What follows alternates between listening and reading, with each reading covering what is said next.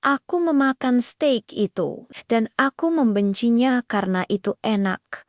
Sangat enak. Setiap suapan terasa seperti pengkhianatan pada diriku sendiri, pada prinsip bahwa aku tidak boleh dikendalikan oleh pria arogan apapun, seberapa tampan pun dia. Lihat, aku bilang kan, dia menyukaimu. Bisik Kinara bersemangat setelah aku menghabiskan suapan terakhir.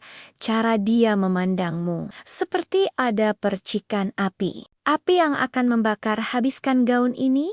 Mungkin, balasku sinis, menyodorkan piring kosong itu ke pelayan yang lewat. Dia hanya bermain-main. Kin, mencoba membuatku merasa kecil, atau mencoba mendapatkan perhatianmu, sahut Kinara, mengedipkan mata dengan nakal. Aku menggeleng. Tidak, itu tidak mungkin. Raden Adrian Kusuma adalah tipe pria yang mendapatkan apa yang dia mau hanya dengan mengangkat jari. Aku, seorang pustakawan dengan gaji pas-pasan dan gaun bekas, bukanlah sesuatu yang dia inginkan. Aku hanyalah hiburan malam itu. Tapi kata-katanya tadi terus menggangguku. Wanita yang jujur, investasi. Dia memperlakukanku seperti sebuah teka-teki yang harus dipecahkan. Dan aku membenci menjadi objek eksperimen orang lain dengan tekad yang baru memuncak. Aku berdiri. Aku mau bicara dengannya. Apa Aira? Jangan. Kinara mencoba menarikku. Tapi aku sudah melangkah. Egoiku yang terluka berteriak, menuntut keadilan. Aku tidak akan membiarkan pria itu pulang dengan senyum kemenangan di wajahnya. Berpikir bahwa dia sudah berhasil menjinakkan si pustakawan garang dengan sepotong daging. Aku menemukannya di dekat panggung, berbicara dengan seorang pria tua yang sepertinya adalah panitia acara. Aku menunggu dengan sabar, menenangkan napasku, lalu menyela saat ada jeda. Maaf, Pak Kusuma, bisa saya bicara sebentar? Pria tua itu tersenyum ramah dan pergi dengan isyarat dari Raden. Raden membalikkan badan, menatapku tanpa ekspresi. MS Maheswari, apakah steknya sudah memadamkan api di dalam dirimu? Justru sebaliknya, jawabku. Suaraku lebih rendah dan lebih serius dari yang kuduga. Aku mau tahu, apa tujuanmu tadi? Tujuannya sederhana, katanya dengan santai. Memandangi sekeliling ruangan Sioliola pembicaraan ini adalah hal yang paling membosankan di dunia. Aku tidak suka melihat orang kelaparan. Itu mengganggu estetika pesta. Aku hampir tertawa karena jengkel.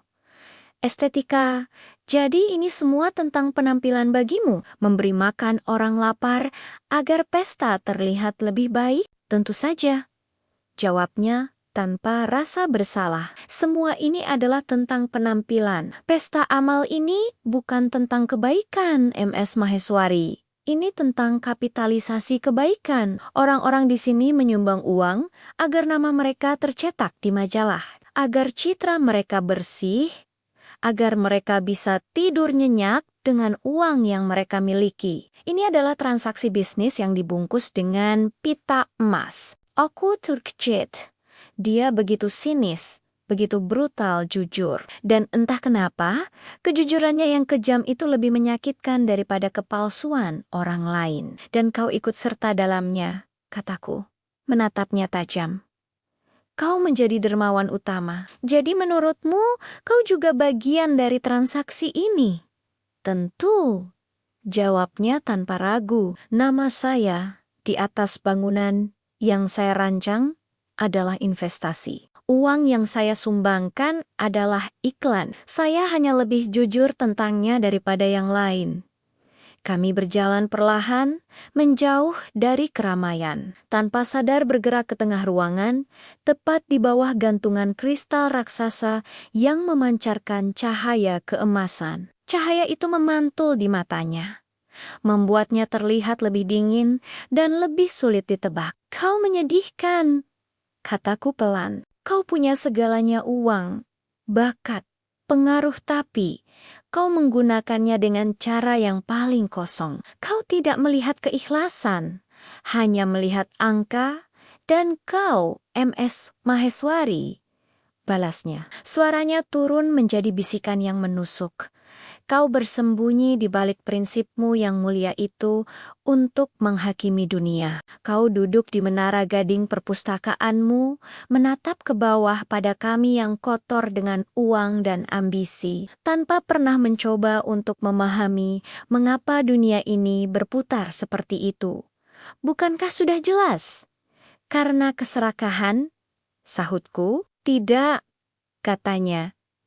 Matanya menatap lurus ke dalam mataku. Karena survival. Karena keinginan untuk menciptakan sesuatu yang abadi. Untuk meninggalkan jejak. Sesuatu yang mungkin tidak akan pernah kau pahami karena kau terlalu takut untuk keluar dari zona nyamanmu yang berdebu. Aku merasa seperti ditampar. Kata-katanya lebih tajam dari sebelumnya. Ini bukan lagi tentang steak atau pesta. Ini tentang siapa aku dan siapa dia. Ini adalah serangan langsung pada jati diriku. Aku tidak takut, kataku. Suaraku bergetar. Buktikan, tantangnya. Bibirnya melengkung menjadi senyum yang tidak sampai ke matanya. Kau mengkritik dunia ini dari pinggirannya MS Maheswari, tapi kau tidak berani masuk ke dalam untuk mengubahnya. Itu bukan prinsip, itu pengecut. Dia menatapku sebentar lagi, membiarkan kata-katanya itu menghunjam ke dalam pikiranku. Lalu, dengan sebuah anggukan singkat yang hampir tidak terlihat, dia berbalik dan meninggalkanku. Aku terpaku di bawah cahaya kristal yang berkilauan, dikelilingi oleh tawa dan musik yang ramai. Tapi yang kudengar hanyalah kote-katanya yang berulang-ulang di kepalaku. Pengecut. Aku membenci Raden Adrian Kusuma, dan aku benci karena di lubuk hati yang paling dalam, aku takut bahwa dia mungkin saja benar.